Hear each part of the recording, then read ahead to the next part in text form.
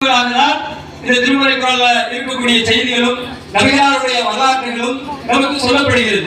அன்றாட வாழ்க்கையில நம்ம என்னென்ன செய்யணும் அப்படின்றது, இப்ப நம்ம சாப்பிடும் போது என்ன செய்யணும், கழிவறைக்கு போகும்போது என்ன செய்யணும், நாம இது மாதிரியான பிரயாணம் செய்யும் போது என்ன செய்யணும், வீட்டை விட்டு வெளியேறும் போது என்ன சொல்லணும் அப்படின்னு பல்வேறு விதமான மனிதர்களிடத்திலே இறைவனிடத்தை நாம் மனிதர்களாகிய நாம் பிரார்த்தனை செய்ய வேண்டும் என்பதை கற்றுக்கிறோம். இது நம்முடைய வாழ்க்கைகளிலே அன்றாட ஒன்றாக இருக்க வேண்டும்.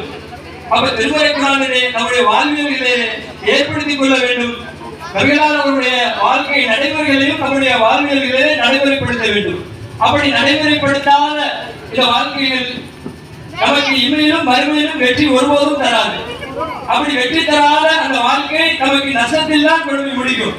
அதனாலதான் திருமறை குர்ஆன் பல்வேறு இடங்களில் சொல்லுகிறது, நீங்கள் படியுங்கள் என்று சொல்லுது.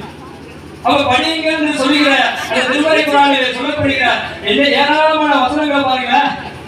அல்லாஹ் திருமறை குர்ஆனில் குறிப்பிடுகிறார், நாம் வானிலிருந்து நாம் மலையை இறக்கினோம், நாம் நாடியிருந்தால் அதை உப்பு தண்ணீராக மாற்றியிருப்போம். கல்வியை பற்றி சொல்கிறார். இன்னும் ஏராளமான அறிவியல் சார்ந்த விஷயங்களை அல்லாஹ் குறிப்பிடுகிறார். மனிதர்களுக்கு பிரச்சனை ஏற்படுகிற நிகழ்வுகளுக்கான தீர்வுகளை வழங்குகிறார். எவ்வளவு விஷயங்கள் இருக்கிறது. அப்ப இதையெல்லாம் நம்முடைய வாழ்வியல்களை நடைமுறைப்படுத்த வேண்டும் என்று சொன்னால் நாம் என்ன பண்ணணும்? நாம் படிக்க வேண்டும், அறிவுள்ள சமுதாயமாக மாற வேண்டும். அந்த அடிப்படையில் தான் இது போன்ற நிகழ்ச்சிகளை, இது போன்ற நிகழ்வுகளை அங்கங்கே நாம் ஏற்படுத்திக்கிறோம். மிக முக்கியமான இந்த காலகட்டங்களில் நாம ஒரு அறிவுள்ள சமுதாயமாக கையாள வேண்டிய சூழ்நிலையில் இருக்கிறோம்.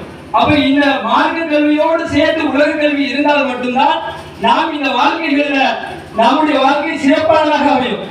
எனக்கு உலக கல்வி மட்டுமே போதும் அப்படின்னா ஒருவருமே அமையாது. அப்ப அந்த அடிப்படையில நாம இந்த உலக கல்வியோடு சேர்த்து மார்க்க கல்வி பற்றி பிடித்த மக்களாக நாம் ஏற்படுத்திக் கொள்வோம் என்று உரையை முடித்துக் கொள்வேன்.